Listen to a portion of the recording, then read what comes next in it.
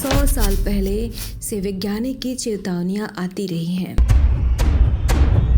लेकिन वो अखबार के किसी कोने में अनदेखी ही पड़ी रहती है। मीडिया ये बात आप तक पहुंचा नहीं रही, सरकारें पाठ्यक्रम में इन बातों को जगह नहीं दे रही। जब ये सब हो रहा था तब आप क्या कर रहे थे?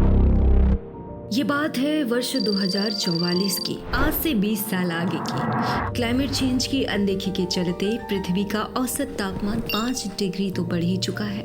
बढ़ते जलस्तर के चलते सागर अनगिनत तटीय शहरों को अपने आगोश में ले चुका है।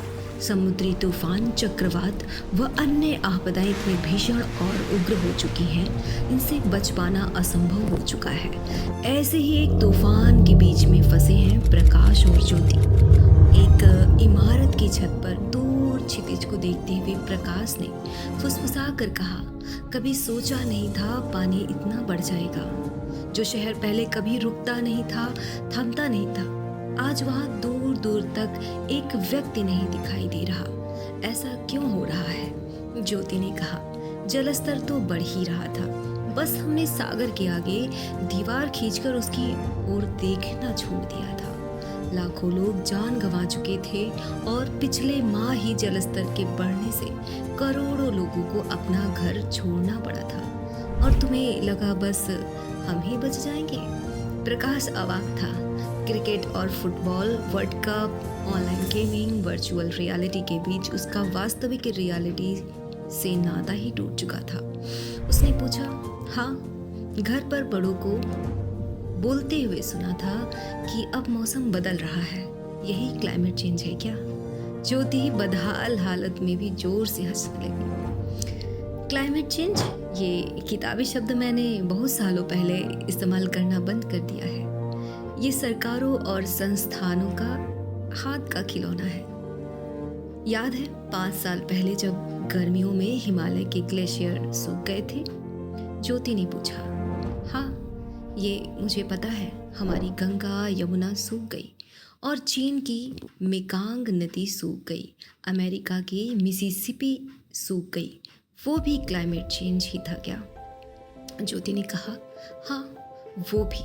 और अब पानी की किल्लत से देश में गृहयुद्ध छिड़ गया था, वो भी क्लाइमेट चेंज था। प्रकाश को पानी की किल्लत के बारे में ज़्यादा पता नहीं था। वो एक समृद्ध परिवार में पैदा हुआ था, जहाँ पानी कभी खत्म हुआ था?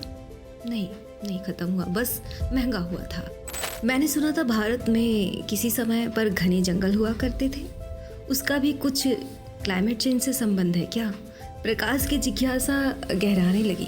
वो सिर्फ जंगल नहीं थे, उनमें करोड़ों वन्य जीव रहा करते थे।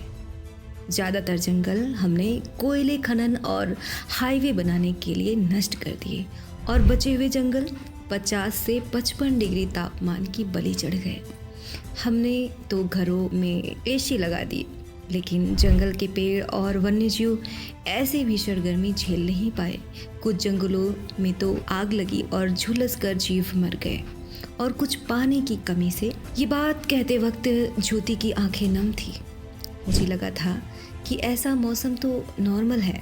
प्रकाश ने आह भरते हुए बोला, गर्मी और प्रदूषण के चलते घरों में बंद रहना नॉर्मल हमेशा से नॉर्मल नहीं था। एक समय था जब बाहर हवा साफ हुआ करती थी, गर्मियों में कर्फ्यू नहीं हुआ करते थे। अगर सही समय पर हम जाग जाते तो ये नॉर्मल नहीं होता। आंसू पोंछते हुए गुस्से में ज्योति ने कहा, सही समय वो कब था? तबाही को किसी ने रोका क्यों नहीं? प्रकाश ने पूछा।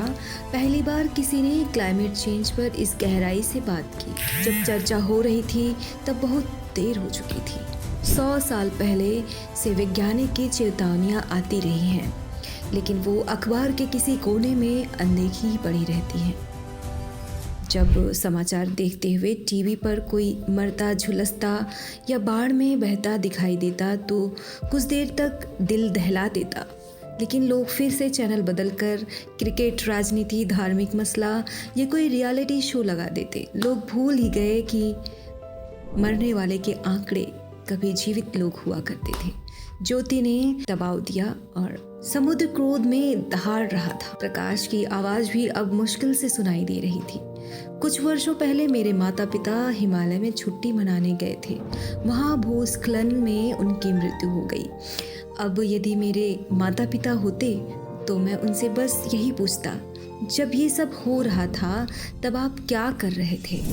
हम चाहेंगे कि ये कहानी हमेशा काल्पनिक ही रहे, लेकिन आज मानवता की दिशा और दशा जैसा है, हम बिल्कुल इसी भविष्यवाणी की ओर बढ़ रहे हैं। इससे भी ज्यादा भयावह स्थिति की ओर बढ़ रहे हैं। आज से 20 साल बाद की कहानी। भुलावे में मत रहिएगा। सुदूर भविष्य में नहीं, बस कुछ ही सालों में आपकी अगली पीढ़ी यही सवाल आपसे भी पूछेगी। जब पृथ्वी तबाह हो रही थी तब आप क्या कर रहे थे? ऐसी नौबत ना आए, इसके लिए आज ही सही कदम उठाए। मीडिया ये बात आप तक पहुंचा नहीं रही। सरकारें पाठ्यक्रम में इन बातों को जगह नहीं दे रही और समाज के बड़े बड़े नाम अब आम आदमी अपने निजी स्वार्थों की पूर्ति में व्यस्त है। बहुत देर हो चुकी है। आपात की स्थिति है। ये काम आपको और हमें मिलकर ही करना होगा। इमरजेंसी है। सबको बचाना है, सबको समझाना है। संघर्षरत रहिए।